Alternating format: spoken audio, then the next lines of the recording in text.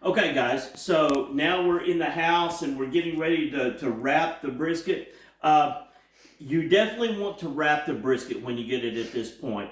If you set it on the smoker and leave it on the smoker and let it get up to its final cook, if you let it do that on its own, sometimes the brisket can overcook, it can dry out. You don't necessarily want that to happen, or actually, you really don't want that to happen.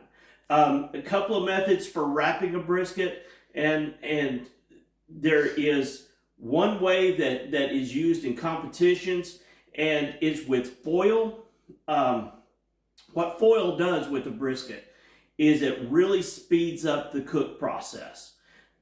Whenever they're in competition and they need to speed up the cook process for a timeline or something like that, then a lot of times the cooks will wrap their brisket in foil. You need to be careful with that one.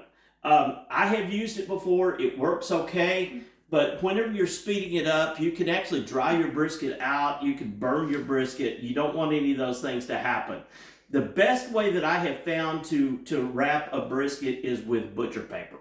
And I use this butcher paper right here. You can buy this at Lowe's and Home Depot. You can buy it at just about any sporting goods store that has a good camping section.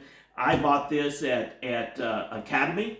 That's where I buy a lot of my smoking utensils and everything. But yes, Academy. Also, you can get it at Cabela's, Bass Pro Shop, those types of places. But anyway, I do definitely recommend using butcher paper.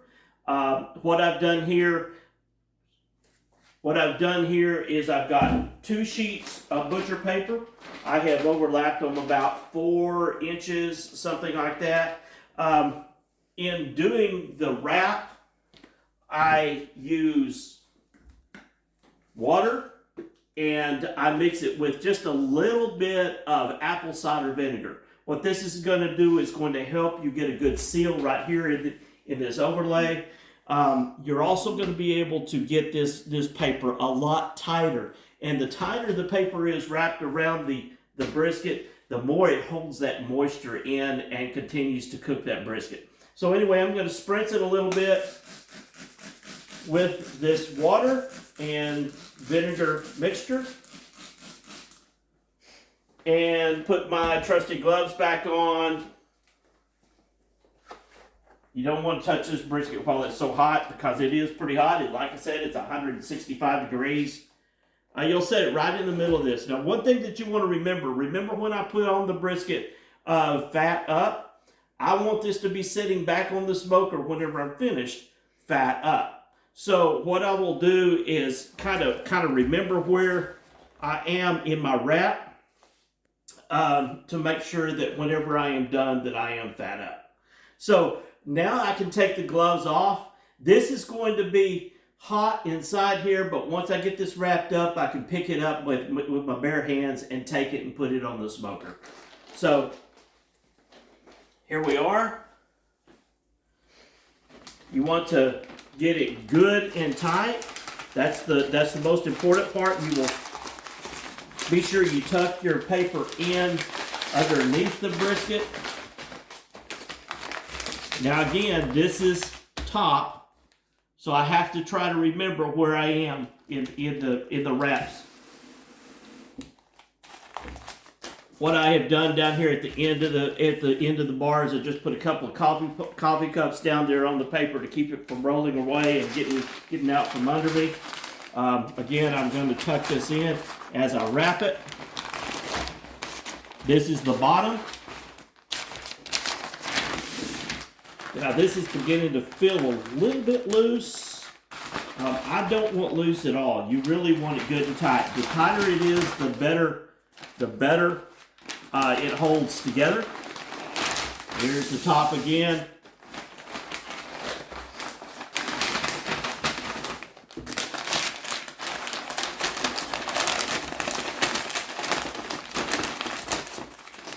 It's tight. Bottom.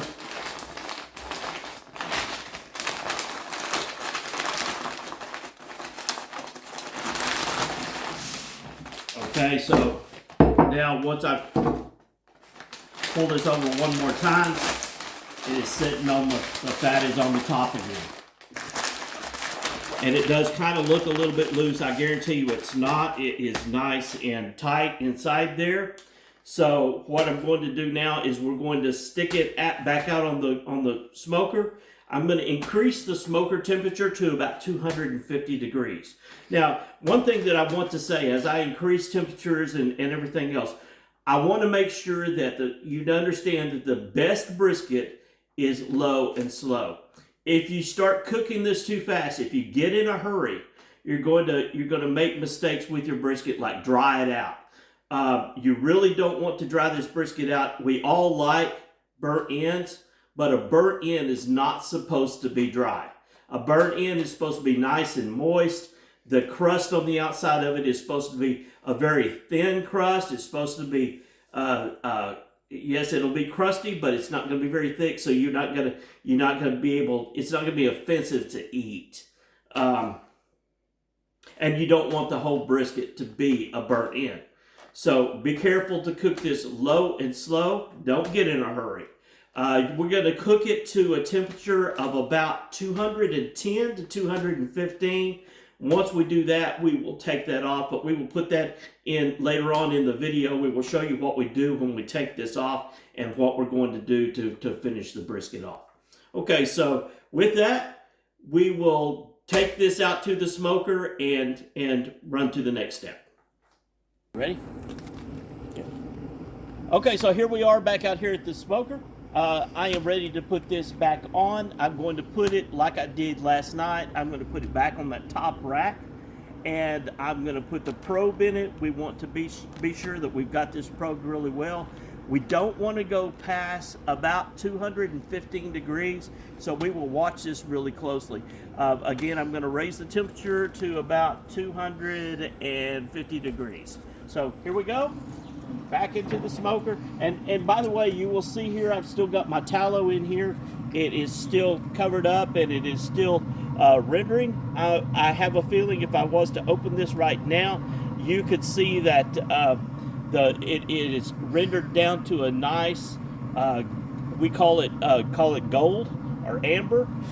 It's going to be a golden color, and I will show this later on in the video, but we will filter this out, and it becomes usable for all kinds of different things. You can, a lot of people like to put it on the paper as they're rolling it up. That tallow kind of blends down into the meat. Sometimes we use it for other things later on. But anyway, that's what I'm saving over there for this. And here we are with the brisket. We're going to put it back on. I can feel that the flat's right here and the point is right here. I want to take my probe, and what I'm going to do is I'm going to stick it, be sure you stick it somewhere in the point of the brisket. This is the thickest part of the brisket. You want to get a good temperature reading of that brisket. I am looking right now, it's about 183 degrees. So what happened here, I took it off of the smoker and it increased in temperature. That is what you expect to happen. Even whenever I pull my brisket off at 250 degrees, I'm going to pull it off the heat completely, and it will continue to cook. So that's why you don't want to let it go more than about 215 degrees. But anyway, actually, when I'm looking at it now, it says it's about 170 degrees. So it has gone up. It's done what I wanted it to do. Again, I'm going to increase the temperature now to 250 degrees. And we will start the next video, or the next part of this video, in about 2 or 3 hours.